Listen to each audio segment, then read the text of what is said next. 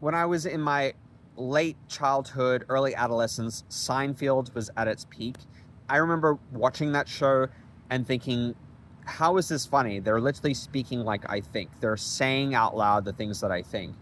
As a neurodivergent, I can be very to the point and literal and call out the weird idiosyncrasies of life, people's weird foibles and traits, awkward social situations. I'm very cognizant of those things. I live it every day.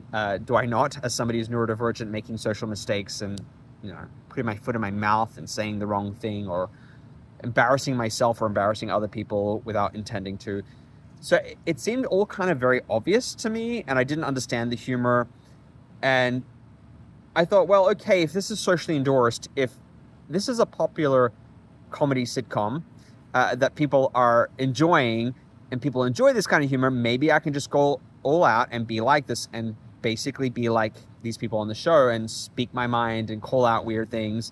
And I even tried using jokes from shows like that in interpersonal communication. And usually the response I got was somebody going stonewall, like shocked, or they didn't find it funny at all, or they thought I was just rude and they didn't want to vocalize that. And then they kind of turned away and changed the subject or went and spoke to somebody else. And whatever I said that was funny on the TV show was clearly not funny in person. I think that's the element of a TV show. It's removed from daily life. We're spectators, and saying socially inappropriate or transgressive things, or doing inappropriate or transgressive things can work in the narrow box that is a sitcom, but in real life it has social implications and attracts certain reactions from people who may or may not be comfortable with that.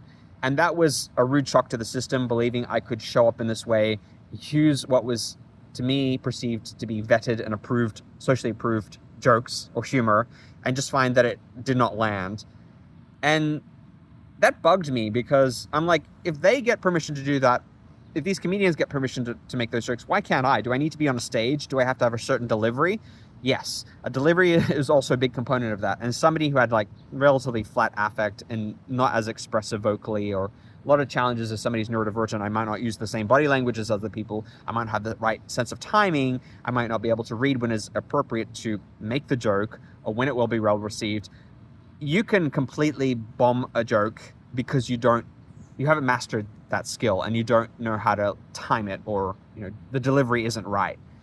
And those were all missing elements that I didn't pick up on as somebody who's neurodivergent, which are key to humor and whether humor will be well received. To this day, I like my sense of humor. I think that I'm funny to myself. I'm very dry, direct, blunt, and it can be a shock to people, but it can also be refreshing. But if people don't know you, they can infer certain things from what you say. So, for example, I remember I made a really inappropriate joke. In hindsight, I'm not proud of this, but I'm going to share it with you because I want to destigmatize and, engage in shame-resilient behavior by discussing the things that cause us shame. So, somebody at a workplace, I was probably, let's say, 24, 25 when I made this joke.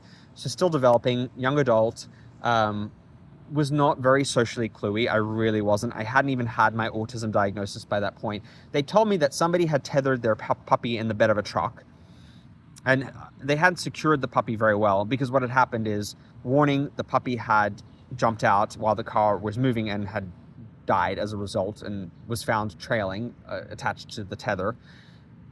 And it was very, very tragic, very harmful. And I'm an animal lover. I love dogs. I would never want to wish harm on an animal. I used to cry so much over animals. I became being harmed. I became a vegetarian when I was 6 because I care about animal rights.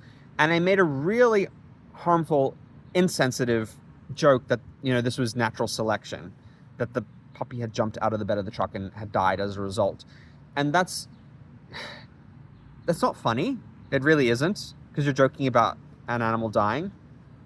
I thought from an intellectual point of view, it was. And my boss humored me because I think she sensed that I was neurodivergent, and she herself has a son who is neurodivergent. And she humored it. But then in hindsight, I went back and thought about it, and I was like, whoa, massively insensitive. This blunt sense of humor might work internally in my head because I live in a weird world where everything is ironic, or I feel like a lot of the time I am living in a sitcom where human nature is bizarre, the world is bizarre, and I have to satirize and make fun of it because it just doesn't make sense to me. But when it came out of my mouth, it really was not a good joke. It was hurtful to somebody, and hurtful and insensitive to somebody who would have lost their dog. I mean, that person wasn't present. And I love dogs. My dogs, for example, they are my grounding. They are my everything. And to lose them, to go through something like that would be really harmful. So I didn't really practice empathy and understanding how those words would have resonated or impacted somebody, or how it might have landed, or how it might come across, because easily somebody hearing that would assume I'm a sociopath, that I have no empathy whatsoever, and that I don't care about these causes or about animals, and that the death of an animal is something that I can make a joke about so casually, somebody's pet. Again, not one of my greatest moments, not something I'm proud of. And in hindsight, it was like a week or 2 weeks later, I could reflect on it and go, wow. And it became a shame hangover forevermore, where I would look back and go, why did I say that? I wish I'd never said something like that. Put my foot in my mouth, said something I shouldn't have said, didn't think about the impact. And so our sense of humor can be very unique. We don't time it right. We don't deliver it right. Some things we shouldn't say at all. Sometimes it's better an inside voice than an outside voice. That's something else I learned, inside voice and outside voice. Keep it to myself. Don't speak it aloud. Just because it pops in my head doesn't mean I need to say it. Just because I think it's funny doesn't mean other people are going to find it funny.